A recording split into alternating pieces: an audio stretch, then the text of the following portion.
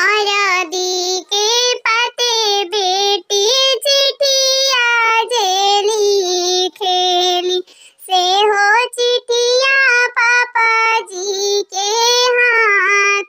हरदी के पाते बेटी चिठिया जे लिखेली से हो चिठिया चाचा जी के हाथ।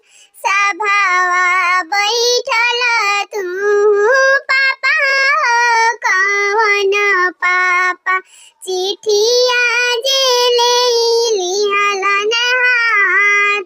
सभावा बैठल तू चाचा हो कवन चाचा चिठिया जे लिहलन हाथ। चिठिया के पढ़ी पापा मने मने सोचेलन ढारेलन नयन दुनु लोर।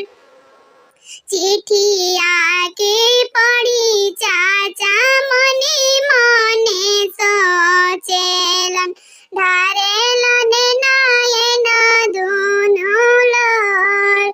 रोई रोई पापा हो बेटी से कहेलन केतना बेटी लिखलु वियोग।